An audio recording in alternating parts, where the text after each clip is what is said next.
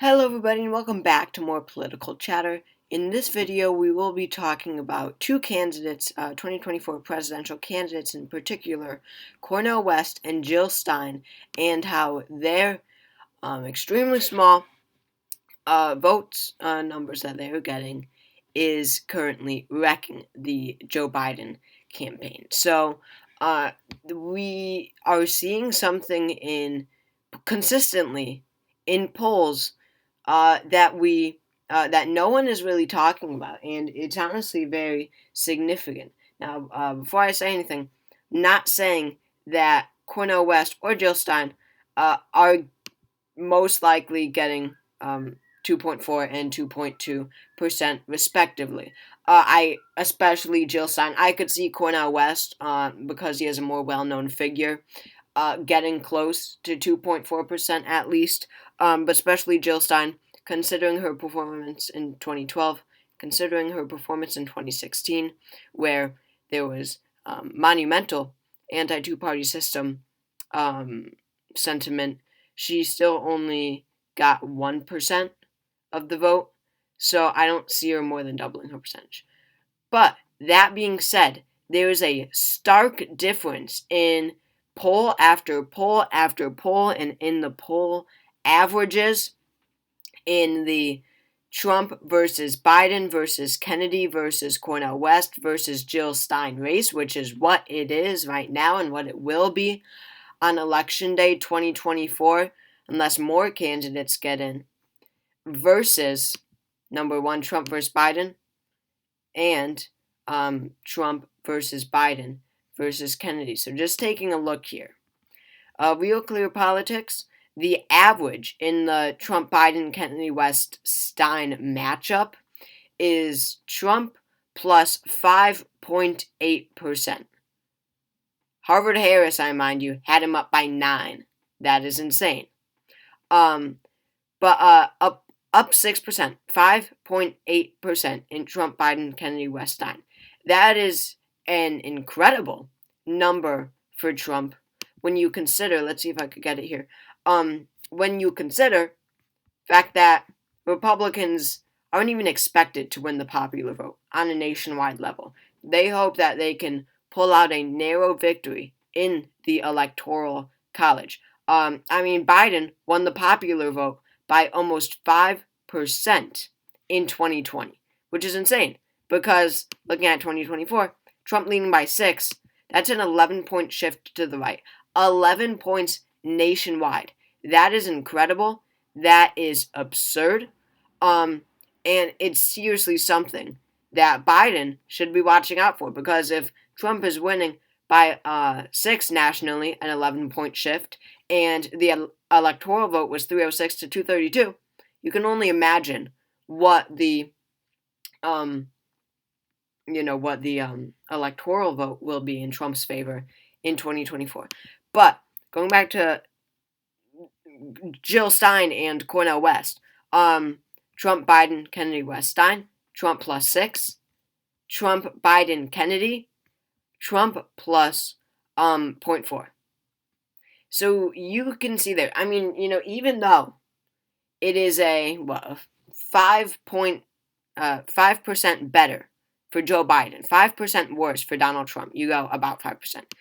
You go from 5.8 to 0.4 when Jill Stein and Cornel West are removed from the poll.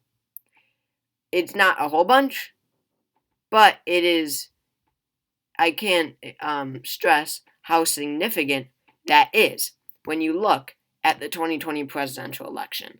And you look in Michigan, Biden won by 3.5. Look at Pennsylvania, 20 electoral votes, incredibly significant. Biden wins by 1.2.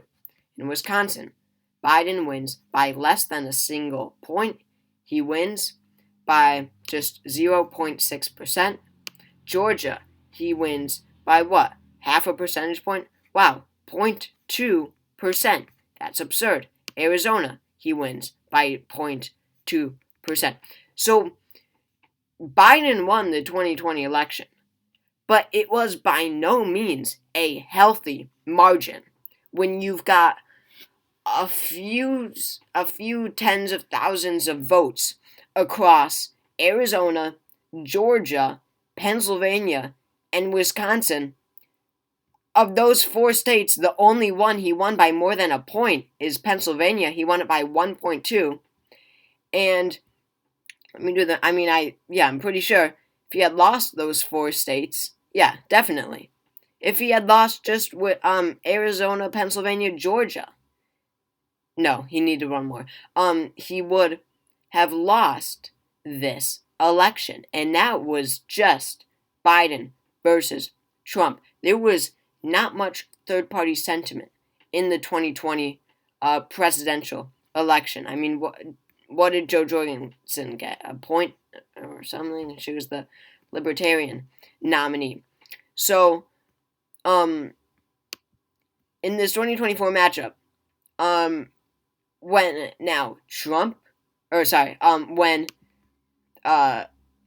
Trump was leading by 6 when Cornel West and Jill Stein are included, and it gets so much better for Biden when they're gone. I mean, it just makes all the difference. That is the point that I'm trying to make. It makes all the difference in American elections because of how our elections are set up. So, when you look at 4 states where it was just 40,000 votes changed the outcome of the election, Jill Stein and Cornel West obviously have huge, enormous effects on this election. And then Trump versus Biden matchup, it gets even worse for Biden, or when you consider Jill Stein and Cornel West in the race. Again, Trump, Biden, Kennedy, West, Stein. Trump leads by 5.8 in just a head-to-head matchup. Trump versus Biden. Trump wins by 2%, so that is a 3% shift to the right. And again, when you look at the states, Georgia, Arizona, Wisconsin, Biden won by less than 1%. Pennsylvania, he won by 1.2. There were a few other close ones. So, even without Kennedy, that 3-point difference that Jill Stein and Cornel West are making is absolutely significant. And I mean, it makes sense. If this was any other Democrat, we, number one, wouldn't see big names like Robert F. Kennedy Jr., Cornel West, and Jill Stein in the race. I mean, people like Jill Stein, Cornel West were expected to be retired from politics, but there is just so much unhappiness with the two-party system from so many Americans. I mean, there's a record number of registered independents where we do see this third-party action actually in presidential elections. Since 1992, or 1996, that was the last time there was significant third-party action, and that was with Ross Perot. He only won 8%. Kennedy, West, and Stein, and all the others, the Libertarians, and whoever else might get in, Liz Cheney, Joe Manchin, Larry Hogan, them combined, we're looking at almost a third of the vote going to third-party candidates. But again, Kennedy winning so many votes, the Real Clear Politics average with West and Stein has him at 13. Without West and Stein, he's at 15. But Kennedy not making much of a difference to Trump and Biden.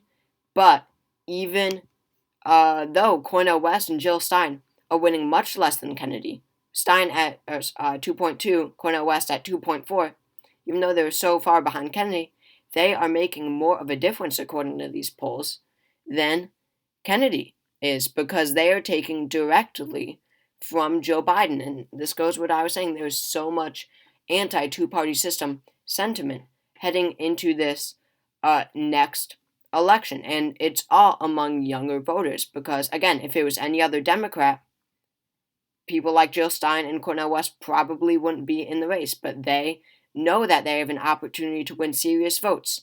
Biden is viewed as far too old to so many of the younger voters, and now for the first time in his presidency, he's actually starting to split with them policy-wise. I mean, this actually, surprisingly, isn't something that we have seen. He has, throughout his presidency, actually backed younger voters. I mean, with the college loans and everything, he has taken the stance that younger voters are taking.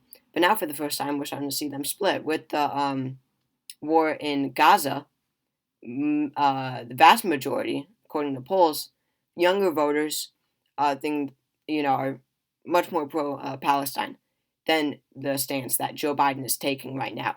So this has encouraged the surge of Cornel West and Jill Stein in this race, and many younger voters who see Biden as too old and are now actually splitting with him on terms of policy and beliefs. Many Democrats are leaving Biden for Jill Stein, while Kennedy consistently polls basically evenly from Trump and Biden. I mean, when you look at the Trump versus Biden matchup, Trump wins by 2. When you include Kennedy without Jill Stein or Cornel West, Trump leads by 0.4. So Kennedy definitely taking a little bit more away from Biden than Trump, but it is really strange how even it is considering how much of the vote he's getting. But Cornel West, Jill Stein, even though much less, so fewer votes than Kennedy, still taking directly from Biden. And when you look at these numbers across the electoral map, I mean, Joe Biden's path to victory in 2024 just becomes so much more narrow. I mean, in Michigan, a state he won by 3.5, sort of a healthy margin, it even should have been more, but there is already a anti-Biden campaign from Arab Americans for his stance, or for his very pro-Israeli stance, during this conflict in Israel and Gaza. I mean, there's already, a organized, funded campaign among people who voted for him in 2020 against him, and that's Michigan. So, a state that he won by, sort of a healthy margin. So when you go to the states where the margin was, insane, and a few votes here or there could tip how 20, 16, 11, 10 electoral votes go. Huge amount of electoral votes that could change the outcome of the entire election. When you consider those such narrow margins, and the fact that Jill Stein and Cornel West are now in the race, Biden can only hope. The Democrats can only hope that he somehow ekes out some win, but it can't be through younger voters. He can't be counting on these younger voters with all of these third-party candidates. And the White House says that they are monitoring the campaign of these third-party candidates. They're very nervous about it, but they are taking that into consideration. So he has to target someone else, another group, because he cannot, for the first time, he cannot count on their votes. And again, when you look at such close margins, he needs those younger voters, and without them, he's kind of doomed in a lot of states. He has to, hope that he can campaign against Trump, hard enough on democracy, his record, whatever. I don't know, but his path to victory becomes very, very narrow with these polls. So, thank you all for watching. Hope you all enjoyed. Make sure to subscribe. I'll see you all later.